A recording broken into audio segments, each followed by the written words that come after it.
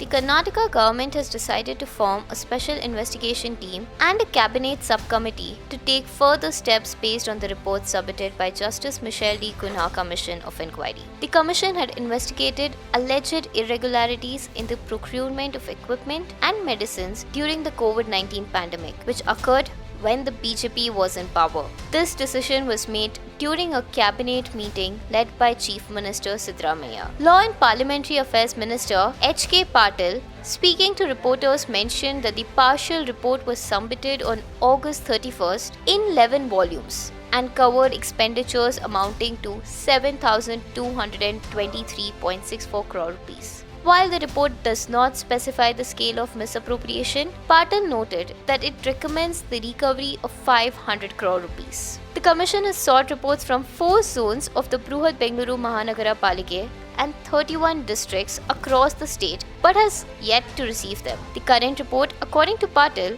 was compiled after reviewing 55,000 files from the relevant departments. He added that due to the criminal elements identified, the government has decided to set up both an SIT and a cabinet subcommittee for oversight and review. In addition to the SIT, the government plans to initiate recovery proceedings immediately and blacklist the companies or establishments involved in the alleged misconduct. The Cabinet Subcommittee, along with relevant officers, will further examine other potential malpractices. Mr. Kunha, who was appointed, whose commission was appointed to investigate into COVID-19 irregularities. He has given his first interim report, and in the interim report, he has suggested for recovering 500 crores in the first interim report itself. And he has also spelled out appropriate further actions to be taken. The government, after considering the interim report, has decided that SIT is to be constituted and also the cabinet subcommittee to monitor the investigation and the actions that are initiated. This is one as regards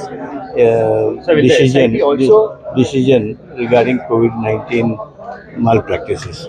SIT will look into the findings of the Kuna report. Findings. It will not discriminate anybody. No, you see, 7,223 crores irregularity or the malpractices that are being mentioned are now looked into by Kuna, and that commission will go into details further, and by the time the final report comes, we'll have the full details, and then the further actions will be initiated. COVID, it is a manipulation of human resource, drugs, equipments, including PPE kits, and even wrongdoing of death census. All these are there, no?